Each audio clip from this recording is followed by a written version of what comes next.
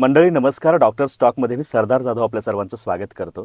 आपण सध्या हाडांच्या रोगांच्या वरती, मणक्याचे रोग असतील, मणक्याचे आजार असतील, सांधेदुखीचे आजार असतील, हाडं ठिसूळ होणं असेल, यावरती बोलतोय. आणि हे मार्गदर्शन करण्यासाठी आपल्या स्टुडिओमध्ये आहेत डॉक्टर गिरीश मोटे सर. सर, तुमचं पुन्हा एकदा स्वागत आहे. सर नमस्कार. सरांची मी मागच्या एपिसोडमध्ये एक थोडक्यात ओळख करून दिली. आज मी एक थोडक्यात ओळख करून देईन की के स्टार मल्टीस्पेशालिटी हॉस्पिटल कोल्हापूरमध्ये इथं सर प्रॅक्टिस करत आहेत. MBBS MS आर्थो आहेत, DNB आर्थो. 10 वर्षाहून अधिक वर्षांचा अनुभव सरांचा आहे. महत्त्वाचं म्हणजे रोबोटिक जॉईंट रिप्लेसमेंट आणि इतर सर्जरीमध्ये सरांचा मोठा हातखंडा आहे. त्याच्यामध्ये फार मोठमोठे उपचार सरांनी केलेले आहेत. मागच्या भागामध्ये आपण सांधेदुखीवरती फार विस्तृत आणि छान माहिती सरांनी आपल्याला दिलेली आहे आणि त्याच्यावरची माहिती आपण घेतली यासाठी की फार कमी वयामध्येच आजकाल सांधेदुखीचे आजार किंवा प्रॉब्लेम्स आपण पाहतोय. तसंच मणक्याचे आजार सुद्धा सर आजकाल खूप आपण कॉमनली बघतोय. हाडांच्या बाबतीत आजकाल झालेच तसं की कमी वयामध्ये, जसं ते पूर्वी 50-60 वर्षानंतर दिसून येत होतं, आता ते 25-30ला काही वेळेला दिसून येते. तसं मणक्याचा आजार सुद्धा खूप वेळेला दिसून येतो. आणि आपलं सर्वात महत्त्वाचं चूक काय होते की ही लक्षणं बेसिक लेवलला जेव्हा दिसतात त्यावेळी त्याकडे दुर्लक्ष होतं. म्हणजे कॉलेज जीवनात असेल, शाळेच्या काळामध्ये सुद्धा. तर त्यानंतर ते वाढतं आणि खूप नंतर 45-50 पर्यंत ते खूपच वाढतं. तर मणक्याच्या आजारांच्या वरती आज आपण बोलणार आहोत. मला पहिला प्रश्न हा असेल की नेमकं मणक्याचा आजार किंवा ते दुखणं म्हणजे नेमकं काय असतं? काय झाल्यानंतर त्याला तो आजार म्हणून संबोधलं जातं? बघा आता अवघड न मणका तर ती गोष्ट वेगळी, परंतु हो हो त्याच्यावरती तो आजार झालाय किंवा तो प्रॉब्लेम क्रिएट झालाय असं आपण कधी म्हणू शकतो? आता मणकेदुखी सांगायचं झालं तर मणकेदुखी कसं असतं म्हणजे पाठीचं म्हणा किंवा मानेचं दुखणं. हां. शक्यतो आपण बेसिकली दोन प्रकारात याला विभागतो. एक म्हणजे ॲक्यूट पेन आणि एक क्रॉनिक पेन. आता ॲक्यूट जसं तुम्ही म्हणालात की काहीतरी उचलताना झालं, काही पडल्यानंतर मार लागल्यानंतर झालंय, एकदम मणक्याला काही मार बसला किंवा कमरेला मार बसला तर जे दुखणं चालू होतं त्या एक गोष्टी आहेत जे ॲक्यूट पेनमध्ये येतात. पण जे जास्त सबसेट जो आहे तो क्रॉनिक पेन, म्हणजे जास्त दिवसापासून, जास्त महिन्यापासून, वर्षापासून कमरेचा त्रास आहे, मणक्याचा त्रास आहे, त्याच्यामध्ये दुखणं ही मेन कंप्लेंट असते. मानदुखी किंवा कंबरदुखी. त्यानंतरच्या जे आहेत जसं हातामध्ये मुंग्या येणं, पायामध्ये मुंग्या येणं, हाताची हा सुद्धा ताकद, मणक्याशी संबंधित? येस पायाची ताकद कमी होणे, ह्या हां हां. गोष्टी हे सुद्धा लक्षणं असतात जे मणक्याचे आजार दर्शवतात. आता तुम्ही कंबरदुखीबद्दल बोललात. कंबरदुखीचं हिप म्हणजे तिथं काही प्रॉब्लेम असल्याशी संबंधित आहे की मणक्याशी संबंधित आहे? कारण खूप वेळेला लोकांना कमरेमध्ये दुखतं एवढं जाणीव होते, हो परंतु ते हो कशामुळे होतंय माहीत नाही. मग तेवढंच काहीतरी घरगुती एक्सरसाइज वगैरे करणं किंवा काहीतरी तेल वगैरे लावणं असं होतं. तर ते मणक्याशी संबंधित असू शकते की आपल्या हिपशी संबंधित, किंवा हो ते कसं आहे? ह्याच्यामध्ये कसं आता बेसिक, आता सुरुवातीला कोणी पेशंट वगैरे आले तर तेव्हा आम्ही काही प्रश्न विचारतो की त्रास नेमकं कुठे आहे. कधी पेशंट सांगतो की फक्त पिंडरीला त्रास आहे, कधी मांडीला त्रास आहे किंवा कमरेला त्रास. कमरेचं दुखणं आहे म्हणजे त्रास कमरेलाच पाहिजे असं पण नाही. त्याचं जे सिम्पटम्स आहेत ते पायामध्ये जाणवत असतील तर पायामध्ये त्रास जाणवायला लागतो. त्रास असतो कमरेमध्ये, पण त्या तिथल्या कमरेतून ज्या नसा पायाकडे जातात, ज्या नर्व्ज असतात, त्यांना जर तिकडे सूज असेल तर त्याची लक्षणं पायात जाणवतात. त्यामुळे हिस्ट्री आणि एक बेसिक एक्झामिनेशन जे असतं ते फार गरजेचं असतं की त्रास नेमकं कोणत्या पार्टचा आहे ओळखून काढण्यासाठी. कधी कधी खुव्याच्या जॉईंटचा त्रास असतो, हिप हा, जॉईंटचा. तेच म्हणतो. त्याच्यामध्ये पण बरेचदा कन्फ्यूज होतं. पेशंट येतात घेऊन MRI कमरेचा पण असतो, खुब्याचा त्रास असं पण होतं कधी. तर एक बेसिक एक्झामिनेशन जे आहे ते एक ऑर्थोपेडिक तज्ज्ञांनी केल्यानंतर नक्कीच त्याच्यात कळतं की त्रास मणक्यामध्ये आहे की खुव्यामध्ये. त्यामुळं एक्झामिनेशन एक करणं गरजेचं आहे. मणक्याच्या वेदना हे पेन्स जे असतात याला थेट ऑपरेशन हेच ट्रीटमेंट आहे, उपचार आहे, की याच्या व्यतिरिक्त प्रायमरी लेवलला काही गोष्टी असतात?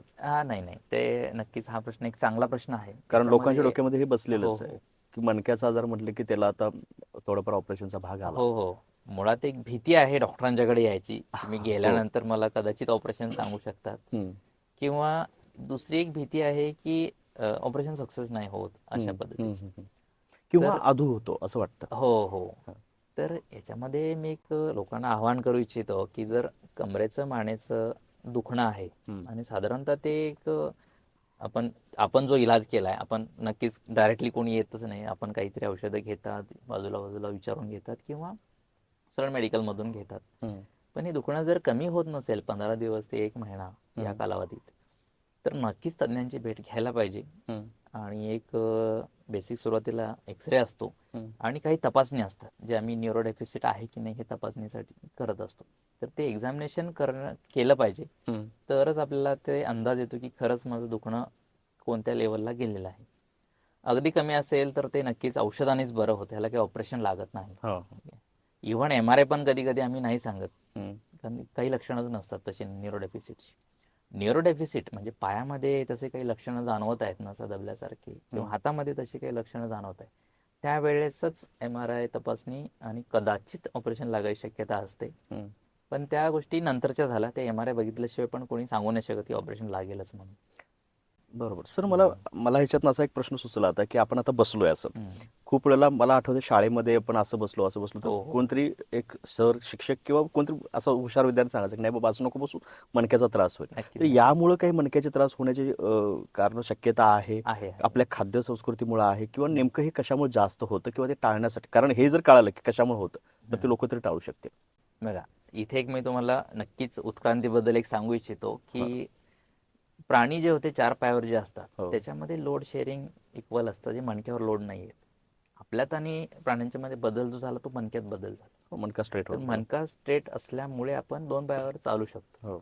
तर जी बायपेडल गेट आहे आपली, ते मणक्यातल्या बदलांच्यामुळे आहे. हम्म. पण याचा निगेटिव्ह पॉईंट जे ते मणक्यावर तेवढे लोड येत असतात. हम्म. कोणत्या पद्धतीत लोड येतात हे आपल्याला समजल्याशिवाय हम्म. हम्म. फक्त औषधाने ही सांधेदुखी किंवा इव्हन ऑपरेशन जरी झालं तरी पण हे मणक्याची जे दुखणं जाणं शक्य नाही. हम्म. त्यामुळे आता तुम्ही लहान असताना पण तुम्हाला आठवत असेल की घरातले आजी आजोबा वगैरे सांगतात नीट बस. हो हो हो हो. तर नीट बस याचा अर्थ काय, पोश्चर करेक्शनसाठी. हम्म. हम्म. तर आता मणक्यासाठी मानेच्या वेगळ्या पोश्चर पद्धतीने काळजी घ्यायला पाहिजे, कमरेसाठी वेगळ्या पद्धतीने घ्यायला पाहिजे. हम्म.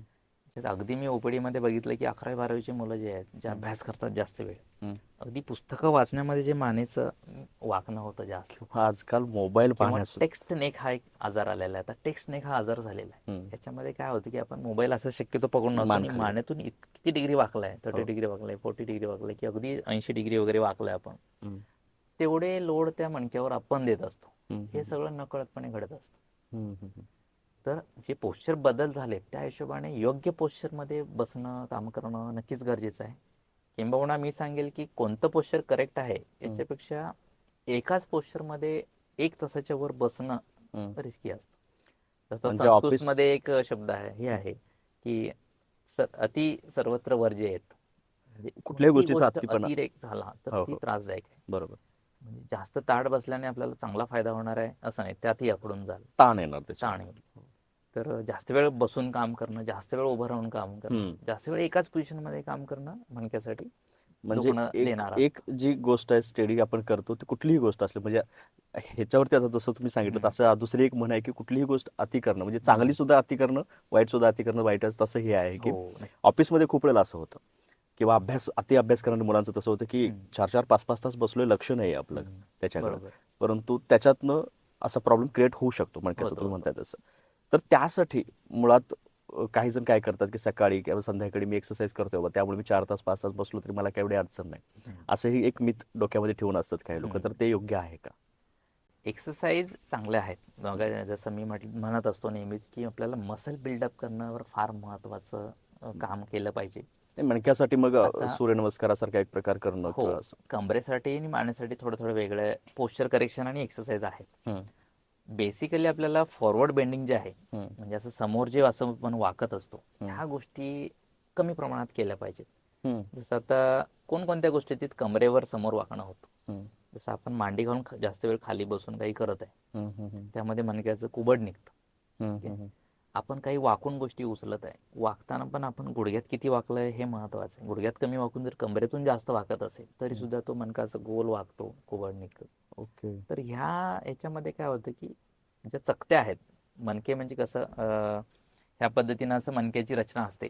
नको. याच्यामध्ये हे हाडं असतात, त्याच्यामध्ये चकती असते आणि त्यांच्या मागे नसा असतात, ह्या पिवळ्या रंगाने जे दाखवलेल्या. हम्म. हम्म. तर आपण जे डिजनरेटिव्ह डिसिजेस बद्दल जे बोलतोय, म्हणजे त्याच्यामध्ये हळूहळू कालांतराने काय होतं की अशी चकती बाहेर यायला लागते. हम्म. त्या नसांना जर टच झाली किंवा हे नसांना दबाव द्यायला लागली तर ते दुखणं आपल्याला मग जाणवायला लागतं. तर समोर वाकणं किंवा एकाच पोझिशनमध्ये, आता जसं मानेसाठी आहे, 2 व्हीलर चालवणाऱ्याने मानेचा त्रास होतो. एकटक रस्त्याकडे बघत जे राहतो त्यामध्ये मानेचे मसल, मानेची पोझिशन जी एकच राहते.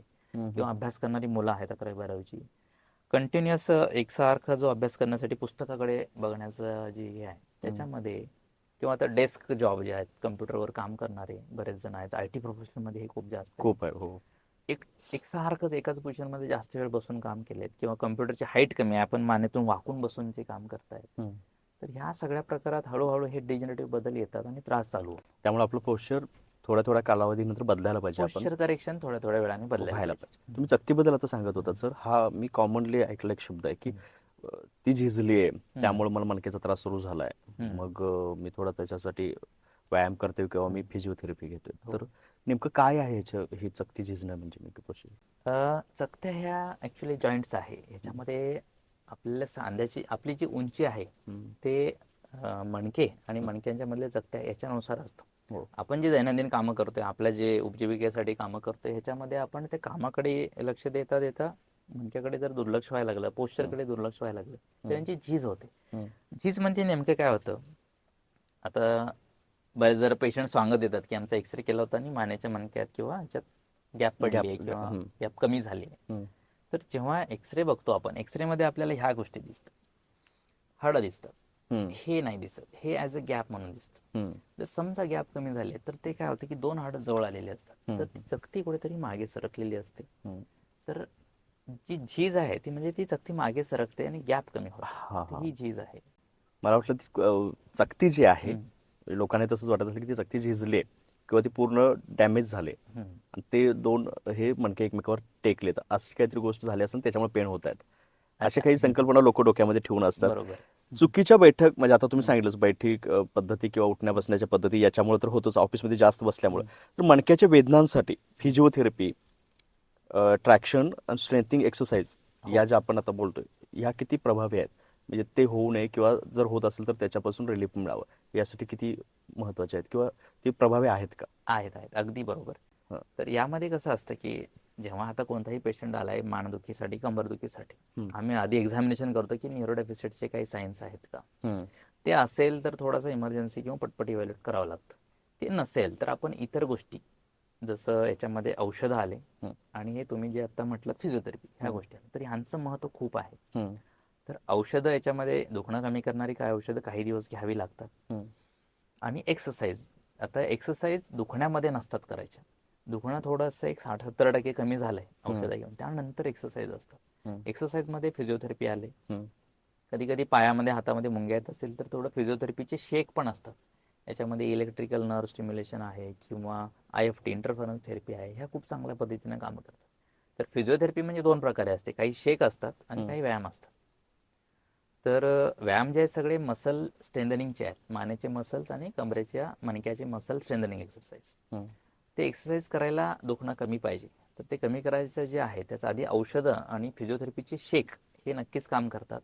जे इलेक्ट्रिकल नर्व स्टिम्युलेशन आहे ते कसं करतं की नसांना सौम्य प्रमाणात इलेक्ट्रिकल करंट वापरून उत्तेजित करण्याचा प्रयत्न करतो. तर आपल्या त्या नसांमधून जे इलेक्ट्रिकल सिग्नल्स व्यवस्थित जायला लागले तर आपलं हे दुखणं कमी होतं, मेंदूला जे पेन परसेप्शन आहे त्या गोष्टी कमी होतात. त्यामुळं फिजिओथेरपी अलॉंग विथ मेडिसिन आणि जी थोडीफार काळजी घ्यायची मणक्यासाठी, ह्या गोष्टींना आपण बरंचसं मणक्याचं दुखणं कमी करू शकतो. मला आता एक असा प्रश्न सुचला की याच्यामध्ये आपण लक्षणं बघतोय, आपण पूर्ण हाडांच्या रोगांच्यावरतीच बोलतोय, हाडं ठिसूळ होणं असेल, मागच्या भागामध्ये आपण सांधेदुखीवरती बोललो, आता मणक्यावरती बोलतोय, तर ह्याच्यामध्ये अनुवंशिकता काही कारणीभूत असते का, की पाठीमागल्या पिढीमध्ये किंवा आमच्या घरामध्ये असं होतं तर मग आता हे पुढे होण्याचे चान्सेस आहेत, असं काय असतं का अनुवंशिकता हाडांच्या रोगांमध्ये? मणक्यासाठी अनुवंशिकता तसं फार रोल नाही आहे.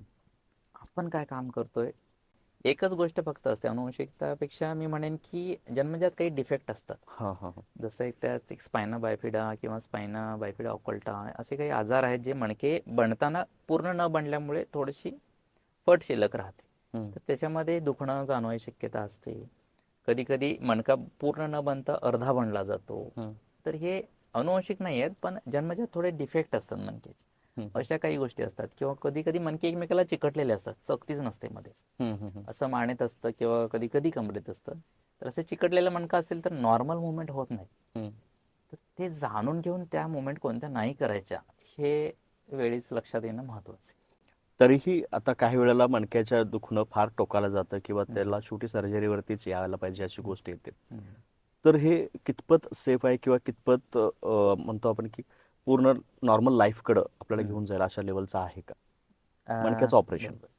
आता मणक्याच्या ऑपरेशन बद्दल फारच शंका कुशंका आहे हो, की भीती आहे ऑपरेशन केलं की मनामध्ये. मी आदूच होईल. हम्म, पण तसं नाही आहे. जर समजा आता मी मगाशी जसं म्हटलं की सुरुवातीला पेशंट आल्यावर आम्ही तपासणी करतो हम्म, न्यूरोडेफिसिटसाठी. हम्म, तर न्यूरोडेफिसिट म्हणजे काय आहे की नसा दबल्याचे लक्षणं काही सापडत आहेत. इथे सर्वांना एक सांगू इच्छितो की नसा ज्या आहेत किंवा नर्व्ह ज्या आहेत त्या आपल्याला देवाकडून एकदाच मिळतात.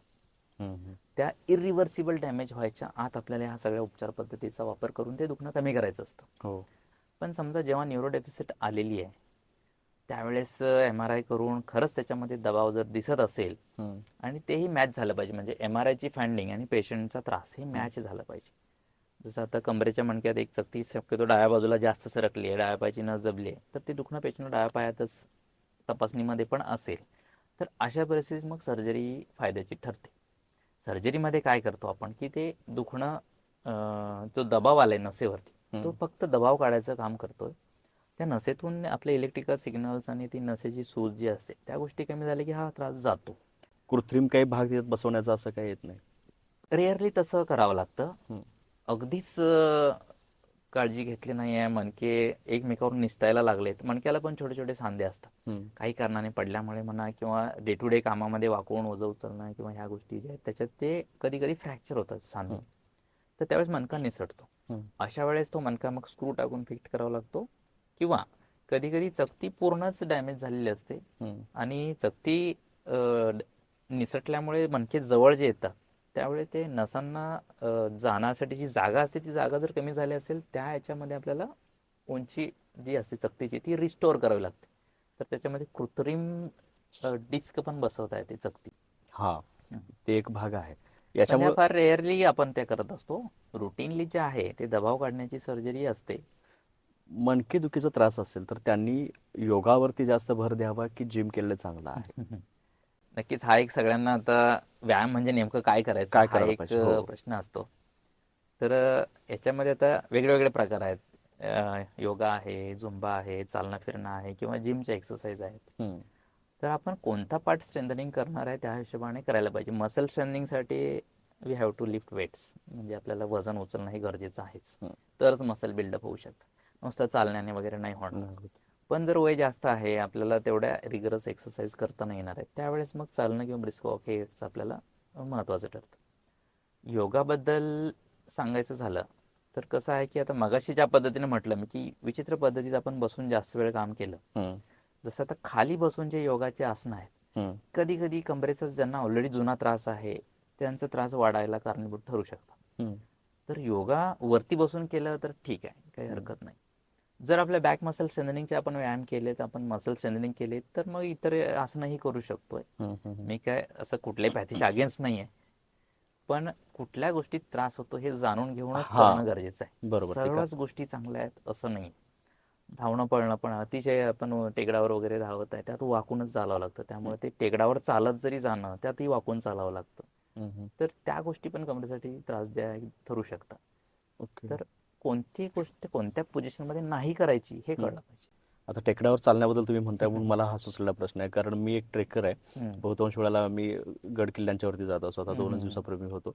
उभी चढण तर चढावीच लागते, तर हम्म. त्याचा जास्त त्रास कशावरती होतो? मणक्यावरती होतो किंवा मग ते होऊ नये यासाठी असं काय वेगळं? उभी चढण चढताना शरीराचं जे वजन आहे हां. ते जास्त प्रमाणात येतं. हो, हो, जसं हो. सांध्यांच्या वरती पण लोड, जसं 50 किलो आहे तर 75 किलोचं जे वजन आहे ते येतं सांध्यांच्या वरती. हां. आणि पुढे चढताना आपण थोडं झुकून चढतो समोर, हम्म, तर मणक्यांच्यावर ओव्हरऑल एक फॉरवर्ड बेंडिंग येतेच. हम्म, हम्म, तर बॅक मसल स्ट्रॉंग आहे तर काहीही अडचण नाही, तुम्ही चढा. कोणताही पोझिशन असं वाईट आहे असं नाही म्हणता येणार जोवर आपल्या मसल सगळ्यात स्ट्रॉंग आहे. हम्म, हम्म. जर आपल्याला दुखणं आहे ऑलरेडी त्या कंडिशनमध्ये मग टेकडावर चढणं किंवा वाकून चालणं चढणं हे ह्या गोष्टीत टाळावं. जरा काळजीपूर्वक राहायला पाहिजे. मणक्याच्या वेदनांमध्ये, मणक्याच्या दुखण्यांमध्ये बेल्ट हम्म. लावण्याची एक पद्धत आहे. हो, त्याच्यामुळे कितपत आधार मिळू शकतो किंवा ते कितपत योग्य आहे? बेल्ट किंवा हे ब्रेसेस ऑर्थोटिक्स म्हणून हा सगळा प्रकार जो आहे, जसं मानेच्या दुखण्यामध्ये आम्ही कधी मानेचा बेल्ट देतो, हम्म, कमरेचा असेल तर कमरेचा बेल्ट देतो. तर यामध्ये काय होतं, हे बेल्ट वापरल्याने आपण एक इमोबिलायझेशन देतो, म्हणजे मणक्याच्या हालचाली कमी करण्यासाठी. हां. किंवा चुकीच्या पद्धतीने आपण वाकणार आहे तर तो मणका बेल्ट लावला असेल तर तो वाकू देत नाही. समजा आता मानेला बांध बेल्ट लावून आहे, बांधून ठेवतो ते. आपण समोर वाकणार आहे तर ते वाकू देत नाही. तर या हां, हां. हालचाली प्रिव्हेंट करण्यासाठी आणि मणक्याला रेस्ट देण्यासाठी ह्या गोष्टी.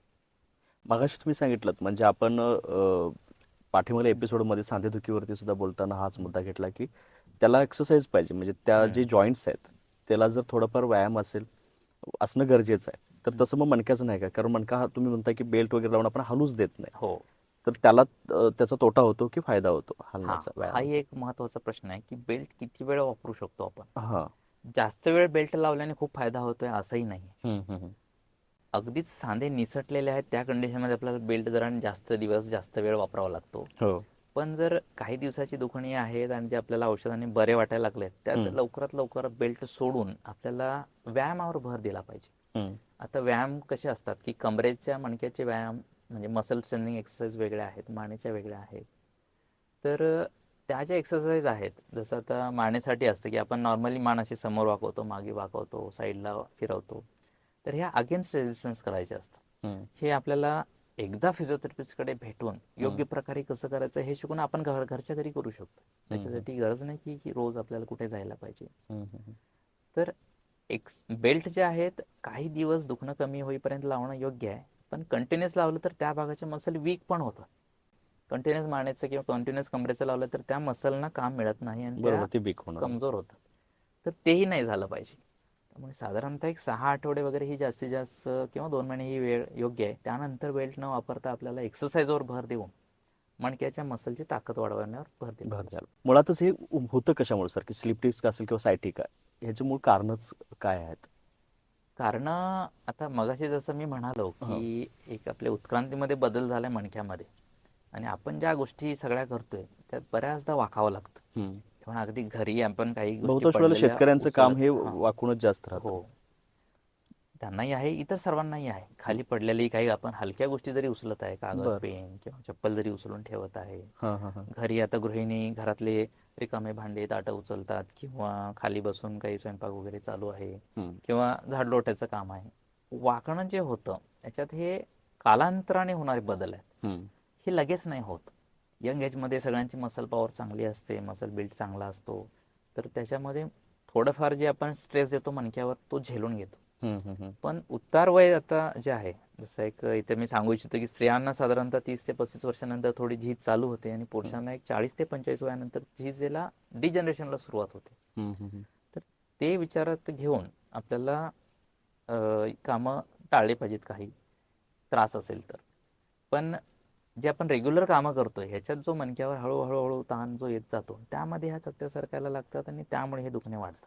महिलांची कामं तर दररोजची असतात, वाकणं असेल किंवा इतर गोष्टी, घरगुती कामं, शेतकऱ्यांची कामं जी आहेत मॅक्झिमम तशी, ती तुम्ही जसं सांगितलं की त्या वयानंतर थोडी टाळल्यानंतर आपण त्याला कंट्रोल करू शकतो. परंतु IT मधले किंवा मॅक्झिमम बैठी काम करणारे लोकांची जी असतात त्यांची कामं सहसा सिटिंग, आणि त्याच्यामुळे तो त्रास होतो. मग त्यावेळी ते काही वेळेला काय करतात, तर ते चेअर बदलणं, चेअरमधले ते हो, आकार बदलणं, मी खूप वेळेला ते बघितलं की त्या पद्धतीचे चेहरे आपण घ्यायचा प्रयत्न करतात. तर याचा काही परिणाम होतो का हो, हो. त्याच्यावरती? याला अर्गोनॉमिक्स असं म्हणतात. हां तर हां अर्गोनॉमिक्स आणि पोश्चर करेक्शन जे हां हां. आहे हे फार महत्त्वाचं आहे.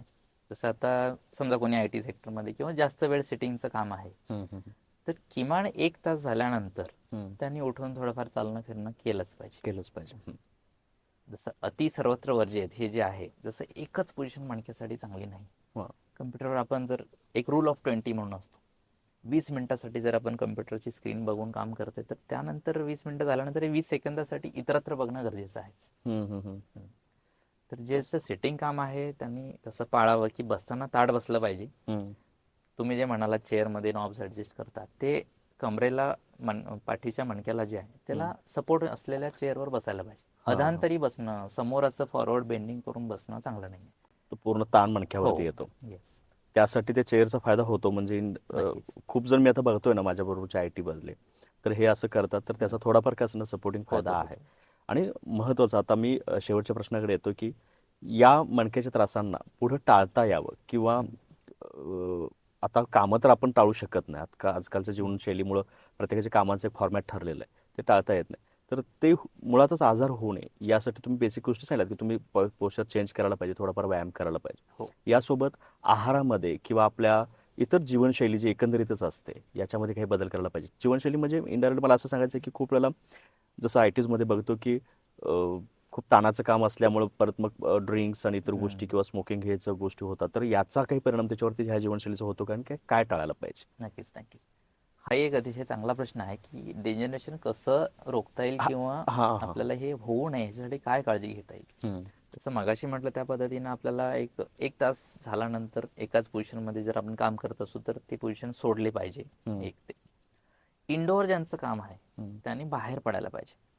एक किमान 20 मिनिटं तरी अंगावरती सनलाईट पडली पाहिजे. आता सनलाईटने काय होतं की आपल्या शरीरात व्हिटॅमिन डी तयार होतं. व्हिटॅमिन डी हे गरजेचं आहे की जे आपण जेवण करतोय खातोय त्याच्यातलं जे कॅल्शियम आहे ते शोषून घेण्यासाठी. तर ओव्हरऑल व्हिटॅमिन डी जरी चांगला असेल, बाहेर आपण पडत असू, व्हिटॅमिन डी मिळत आहे, तर कॅल्शियम अब्सॉर्प्शन चांगलं राहतं आणि हाडं आणि मसलची हेल्थ जे आहे, आरोग्य जे आहे ते चांगलं राहायला मदत होते. आपण आतल्या आत जास्त काम करतोय, सनलाईट एक्सपोजर नाही आहे, तर तिथे हाडं मणका कमजोर होतो आणि ह्याची सुरुवात मणक्यापासूनच होते, हाडं ठिसूळ होण्याची.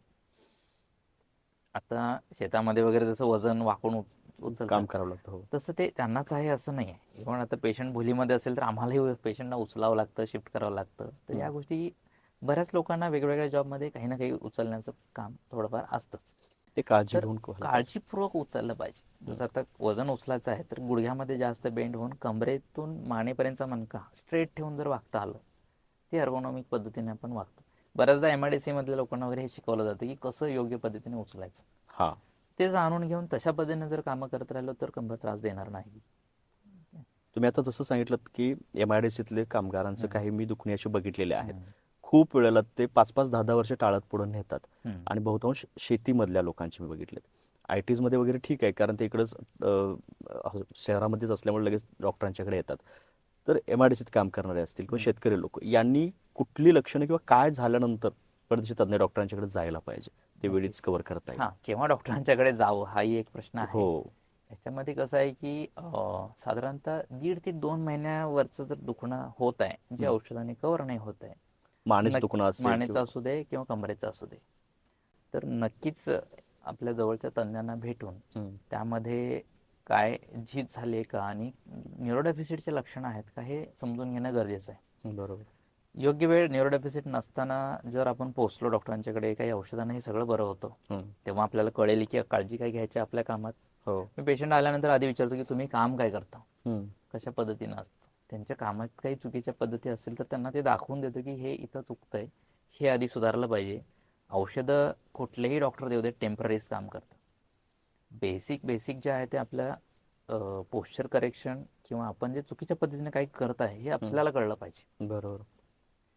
तर ते आहे. त्यामुळं एक 1.5 ते 2 महिन्यावरचं जर दुखणं होत असेल किंवा त्रास अतिशय जास्त आहे, जुना त्रास होता बऱ्याचदा 8 दिवसाच्या गोळ्यात बरं झालेला आहे आणि काही महिने वर्ष गेले 8-10 वर्ष आणि परत त्रास उद्भवला आहे, तर पुन्हा जेव्हा उद्भवलेला त्रास आहे त्यावेळेस एक भेटलं पाहिजे किंवा जास्त दिवसाचा त्रास झाला की भेटलं पाहिजे. याच्यामध्ये कंबरदुखी असते, मानदुखी असते, कधी कधी हातात मुंग्या येणं किंवा पायात मुंग्या येणं, हात दुखणे किंवा पाय दुखणे हेही लक्षणं असतात. हीच लक्षणं दिसत असतानाच मोस्टली दुर्लक्ष होतं हां, त्याच्याकडे. तेव्हा कळत नाही की हे दुखणं आपल्याला मणक्याचं आहे हे मणक्याचं नाही आहे. हो. समजत. तर त्यामुळे त्यावेळेस बरोबर मला हेच दर्शकांच्या पर्यंत पोहोचवायचं होतं की आपण नेमकं कधी तज्ज्ञ डॉक्टरांकडे जायला पाहिजे, कारण हे प्रायमरी लेवलला प्रत्येकाला दिसून येतं. म्हणजे ज्यांना तो पुढे आजार होणार असतो ना त्यांना हे पहिल्यांदा दिसतं. त्याचवेळी त्यांनी ह्या ट्रीटमेंटकडे या उपचारांच्याकडे जायला पाहिजे, कारण सरांनी जसं सांगितलं की सर्जरी तर पूर्णपणे टाळता येते, अशी काही उपचार प्रायमरी लेवलला तर करता येतात. त्यामुळं आपण स्वतःबद्दल तर तेवढं जागरूक असायलाच पाहिजे. बरोबर कुटुंबातल्या किंवा मित्रांच्या आपल्या फ्रेंड सर्कल नातेवाईकांच्यामध्ये कुणाला तशी लक्षणं दिसत असतील तर पट्टदिशी त्यांना त्या उपचाराकडे आपण पुढं फॉरवर्ड करू शकतो की बाबा हे घे, हे थोडक्यात होऊन जाईल आणि पट्टदिशी बरा होईल. कारण त्या अंगावर काढण्यासारखी गोष्ट नाही. जसं तुम्ही 1 ते 1.5 ते 2 महिन्याचं सांगितलं की ती वेदना जर असेल, कारण मणक्याच्या वेदना ह्या खूपच वेगळ्या त्रासदायक असतात. खूप त्रासदायक असतात. बऱ्याचदा लोकांचा प्रश्न असतो की सर्जरी टाळता येईल का. हो. तर इथे सगळ्यांना क्लिअर कट सांगू शकतो की जेव्हा तुम्हाला न्यूरो डेफिसिट नाही आहे तपासणीनंतर, तर त्या कंडिशनमध्ये आपण जवळपास एक 60 ते 70% जे दुखणं आहे ते गोळ्यांनी किंवा जास्तीत जास्त फिजिओथेरपीने बरं करू शकतोय. किंवा थोडा पुढचा प्रकार आला की मणक्यामध्ये इंजेक्शन असतात, तोही प्रकार आहे. तर ऑपरेशन सगळ्यांनाच लागेल असं नाही आहे. त्यामुळे भीती मनातून काढून टाकली पाहिजे की ऑपरेशन लागेलच मला म्हणून. नाही, खरंच. हां, पण काही रेड फ्लॅग सायन्स आहे ज्याच्यामध्ये केलंही पाहिजे. कारण मगाशी जसं म्हटलं की नस देवाकडून एकदाच मिळते. परमनंट डॅमेज व्हायच्या आत जो काही इलाज करावा लागतो, तो करायलाच इलाजाच्या पद्धती 3 ते 4च आहेत. एक गोळ्या आहेत, दुसरी गोष्ट इंजेक्शन आहेत, ऍडमिट होऊन इंजेक्शन घेतो किंवा मणक्यामध्ये इंजेक्शन असतं. आणि तिसरा पर्याय म्हणजे ऑपरेशन. ऑपरेशन फार शेवटचा पर्याय म्हणून हां. आपण ऑपरेशनकडे जातो. हो. परंतु ते सुद्धा आजकाल जसं सरांनी पाठवलेल्या एपिसोडमध्ये आपल्याला सांगितलं की रोबोटिक्स पद्धतीमुळे किंवा इतर आधुनिक तंत्रज्ञानामुळे तेही फार चांगलं असं झालेलं आहे की माणूस अधूनही होत म्हणजे जीवन चांगल्या पद्धतीने जगू शकतो, आनंदी जगू शकतो. कारण तो एक आपल्या मनामध्ये एक असा विचार बसलेला असतो की ते ऑपरेशन झाल्यानंतर मग सहसा तो आता पडूनच राहील किंवा तो नॉर्मल लाईफ एवढी जगू शकणार नाही. तर तसं काही नाही आहे. तर तो एक मुद्दा आपल्याला या माध्यमातून पोहोचवायचा होता. अशा वेळेला खूप वेळेला मला हेच दर्शकांना सांगायचं आहे की आपल्या आजूबाजूला म्हणजे घरी जरी नसलं तरी कुठेतरी असं एक आपण बघतो तर त्यांना आपण खरंच एक गायडन्स तरी करायला पाहिजे. कारण त्यांना त्या परिस्थितीमध्ये कळून येत नाही की ह्याच्यात नेमकं काय ट्रीटमेंट घ्यायची, चुकीच्या मार्गावरती पण जाऊ शकतात. तर त्यापेक्षा एखाद्या तज्ञ डॉक्टरांच्याकडे तुम्ही त्यांना सांगू शकता की इथं जाऊन ही टेस्ट करून घ्या, ट्रीटमेंट घ्या, थोडक्यात बरं होऊन जाईल. आपण हाडांच्या आजारावरती बोलणार आहोत अजून पुढल्या भागामध्ये. मुळात हाडं ठिसूळ कशामुळे होतात किंवा हाडांची काळजी कशी घ्यायला पाहिजे लहानपणापासूनच. कारण प्रत्येकाला वाटत असलं आपलं आयुष्य हे निरोगी आणि मस्त आनंदी असावं. तर त्यासाठी आजकालच्या जीवनशैलीनुसार पूर्णपणे काळजी घेणं इतकं शक्य नाही. परंतु तरीही खूप साऱ्या गोष्टी अशा करता येतील की त्या टाळता येतील, ते आजार टाळता येतील. जसं मागच्या भागामध्ये आपण सांधेदुखीवरती ते टाळण्यासाठी काय काय करता येईल, ते होऊच नाही यासाठी काय काय करता येईल, आणि जर झालं तर त्याला थोडक्यात उपचार काय करता येतील याबद्दल बोललो होतो. आज मणक्याच्या वेदनांच्या बद्दल बोललो. आपण हाडांच्या बद्दल पुढल्या भागामध्ये बोलणार आहोत. सर, खूप छान माहिती आम्हाला थोडक्यात कसं नाही मिळाली. पुन्हा एकदा तुमचे आभार. धन्यवाद. थँक्यू. धन्यवाद.